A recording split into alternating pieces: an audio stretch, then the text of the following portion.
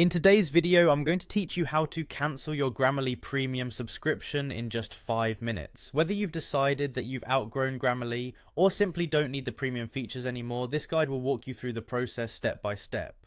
First, you'll want to open your web browser and go to Grammarly's official website. You can simply type Grammarly into your search engine and it should be the first result that pops up. Once you're on the Grammarly homepage, look for the Get Grammarly button. This is primarily for new users, but it's a gateway to logging into your existing account. If you already have a Grammarly account, rather than signing up a new, you'll want to focus on logging in.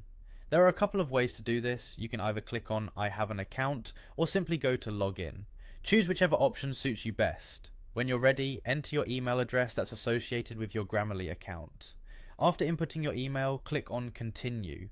This will direct you to the next screen where you can either enter your password or choose a login method if you've linked it to other services like Google or Facebook. Once in, you'll land on your Grammarly homepage where you can see your recent documents and other related tools. Our next stop is the admin panel, which you'll find in the upper navigation menu. Click on it and you'll be directed to an area where you handle most of your account's administrative tasks. Locate the section that contains your account information. You'll need to click on your account, which will bring up various settings options. Now, find and select subscription from the list. This menu contains all the details about your current plan, billing cycle, and more. Here you're aiming for the option to cancel subscription. Click on it and Grammarly will probably ask you a couple of follow-up questions. Don't worry, they just want to understand your reasons for cancelling.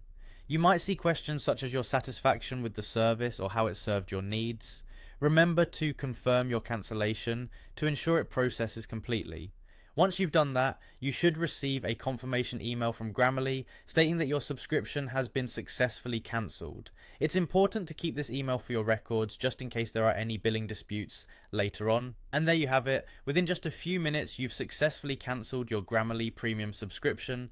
If you decide to return in the future, the process of reactivating